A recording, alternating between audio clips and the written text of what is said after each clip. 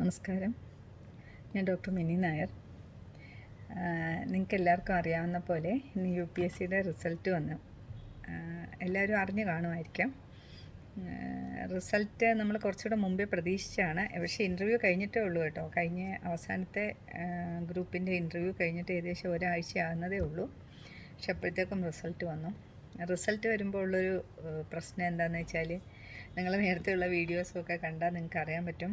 നമ്മൾ ഒരു 80% സങ്കടമായിരിക്കും, 20% സന്തോഷം. ഈ 80% സങ്കടം എന്താണെന്ന് വെച്ചാൽ, നമ്മൾ നെഞ്ചത്ത് ചേർത്ത് പിടിച്ച ചിലർ, കുറച്ച് വർഷങ്ങളായിട്ട് പരീക്ഷ എഴുതുന്ന ചിലർ, നമ്മുടെ കൂടെ തന്നെ ഉണ്ടായിരുന്ന ചിലർ, അവരുടെ ഒന്നും കയറിയിട്ടുണ്ടായിരിക്കത്തില്ല. ഇത്തവണ അതുപോലെ തന്നെയാണ്. 100% കയറുമെന്ന് വിചാരിച്ച ചിലരൊന്നും കയറിയിട്ടില്ല. അത് ഭയങ്കര വല്ലാത്തൊരു സങ്കടമാണ്. അപ്പോൾ ആ ഒരു സങ്കടം മനസ്സിൽ കിടപ്പുണ്ട്. അപ്പോൾ അടുത്ത തവണ അവർ വളരെ നല്ല റിസൾട്ടോട് കൂടി പാസ്സാവുമെന്ന് പ്രതീക്ഷിച്ചുകൊണ്ട് നമുക്ക് ജയിച്ചവരുടെ കാര്യം പറയാം. ജയിച്ചവരാണ് നമ്മുടെ സന്തോഷം. എത്രയും പേര് ജയിച്ചു എന്നുള്ളത് സന്തോഷം. 18 പേരായിരുന്നു നമ്മുടെ ക്ലാസ്സിൽ നിന്ന് ഇൻ്റർവ്യൂ അറ്റൻഡ് ചെയ്യാൻ പോയിരുന്നത്. അതിൽ 8 പേരാണ് പാസ്സായിരിക്കുന്നത്. ഈ 8 പേര് നമ്മുടെ തന്നെ സ്റ്റുഡൻസാണ് കേട്ടോ. എൻ്റെ തന്നെ സ്റ്റുഡൻസാണ്. വേറെ ഏതെങ്കിലും ഇൻസ്റ്റിറ്റ്യൂട്ടിൻ്റെയോ അല്ലെങ്കിൽ വേറെ ആരെങ്കിലും പഠിപ്പിച്ചിട്ട് നമ്മുടെ അടുത്ത് ടെസ്റ്റ് എഴുതാൻ വന്നവരോ അങ്ങനെയൊന്നുമല്ല. നമ്മുടെ ക്ലാസ്സിൽ തന്നെ പഠിച്ച് നമ്മുടെ ക്ലാസ്സിൽ തന്നെ ടെസ്റ്റ് എഴുതി. ചിലപ്പോൾ അവർ എവിടെയെങ്കിലും ടെസ്റ്റ് എഴുതാനൊക്കെ ചിലപ്പോൾ ആരെങ്കിലുമൊക്കെ സമീപിച്ചിട്ടുണ്ടായിരിക്കും, എനിക്ക് അറിഞ്ഞുകൂടാ. സാധാരണഗതിയിൽ നമ്മുടെ അടുത്തുനിന്ന് തന്നെ ടെസ്റ്റ് എഴുതി പാസ്സായിട്ടുള്ളവരാണ് ഈ 8 പേരും. നിങ്ങൾക്കറിയാം, ഫോർച്യൂൺ IAS അക്കാഡമിയിൽ ഞാൻ പഠിപ്പിക്കുന്നുണ്ട്. അപ്പോൾ അവിടുന്ന് മാത്രം 6 പേര് പാസ്സായിട്ടുണ്ട്. ഇൻസ്റ്റിറ്റ്യൂട്ടിൽ നിന്ന് മാത്രം 6 പേര് പാസ്സായിട്ടുണ്ട്.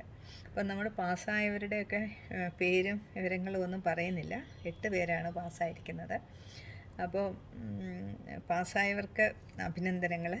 വളരെ സന്തോഷം. കാരണം നമ്മളെ സന്തോഷിപ്പിക്കുന്നത് അവരാണല്ലോ. അവർ ജയിക്കുമ്പോഴാണല്ലോ നമുക്കൊരു സന്തോഷം വരുന്നത്. എൻ്റെ കഴിവൊന്നുമല്ല കേട്ടോ, അവരുടെ തന്നെ അധ്വാനത്തിൻ്റെ ഫലമാണ്. നമ്മൾ വെറുതെ വഴി കാട്ടി കൊടുക്കുന്നതെന്നല്ലാതെ നമുക്കതിൽ കൂടുതൽ ഒന്നും ചെയ്യാൻ പറ്റത്തില്ല. പ്രത്യേകിച്ച് UPSCയുടെ കാര്യത്തിൽ ഒരു അധ്യാപകന് ചെയ്യാൻ പറ്റുന്നത് അവർക്ക് വഴി ചെറുതായിട്ടൊന്ന് തെളിച്ചു കൊടുക്കുക എന്നുള്ളതിനപ്പുറത്തേക്ക് അധികം ഒന്നും ചെയ്യാൻ പറ്റത്തില്ല. അങ്ങനെയാണ് UPSCയുടെ ഒരു രീതി എന്ന് പറയുന്നത്. അപ്പോൾ എന്നെക്കൊണ്ട് ചെയ്യാൻ പറ്റുന്ന അത്രയും ഞാൻ ചെയ്തിട്ടുണ്ട്. അപ്പോൾ അവർക്ക് എല്ലാ തരത്തിലുള്ള ആശംസകളും. വളരെ സന്തോഷം. ടീച്ചറിനെ സന്തോഷിപ്പിച്ചതിന്, വീട്ടുകാരെ സന്തോഷിപ്പിച്ചതിന്, അവരുടെ നാടിൻ്റെ ഇനിയിപ്പോൾ ഒരു ഭാവി നിർണ്ണയിക്കുന്നത് അവർ കൂടെ ചേർന്നിട്ടാണല്ലോ. അതൊക്കെ നമുക്ക് വളരെ സന്തോഷം. പാസ്സാവാത്തവരൊട്ടും വിഷമിക്കണ്ട. അടുത്ത തവണ നമ്മൾ നല്ല മാർക്കോട് കൂടി പാസ്സാവും. പിന്നെ എനിക്ക് ബാക്കിയുള്ളവരുടെ അടുത്ത് പറയാനുള്ളത്, പ്രിലിംസ് ജൂൺ പകുതി ആകുമ്പോഴാണ് പ്രിലിംസ് വരുന്നുള്ളൂ.